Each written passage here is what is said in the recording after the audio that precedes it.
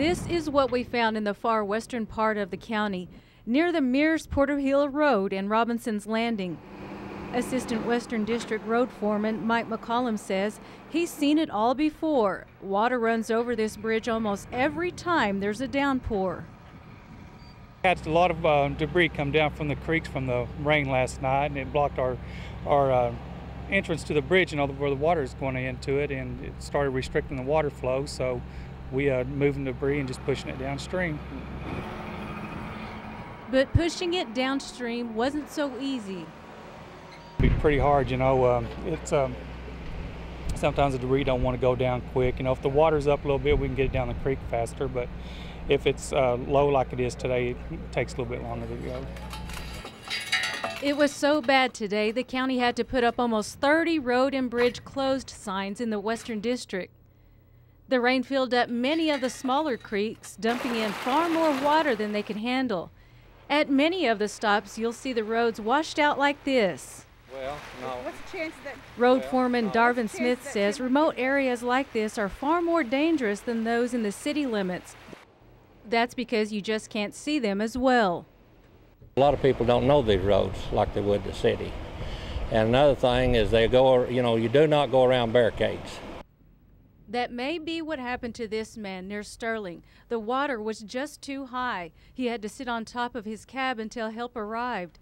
A firefighter had to rescue him. Smith says that's why you never drive into water, because you never know what lies underneath.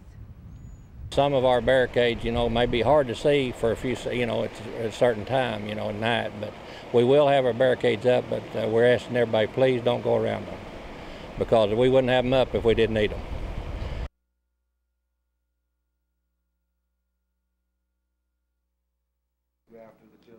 James keeps every media report that was ever written about Robert and Christina's murder. It's a painful reminder that the man he thinks is responsible is still on the loose. If he doesn't get it here, he's going to get his judgment somewhere else. And I understand that, but as long as I'm on this earth, I would like to see that judgment rendered while I'm still here. James never lets a moment slip by talking about the murders. He feels word of mouth might lead him and authorities to Kemp. With me, I think it's got a lot harder. Every time I think about him, how he backed me up in everything I did, even if it was wrong, he was there for me. So it's kind of hard to reflect on that part of it.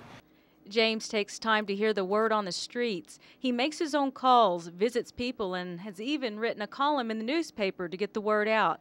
But no matter how determined he is, as the years go by, his efforts have never seemed to pay off.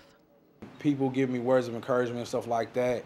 I believe that's the only thing that keeps me really going, because, deep down inside, I feel like, no, I don't feel like he's going to be caught.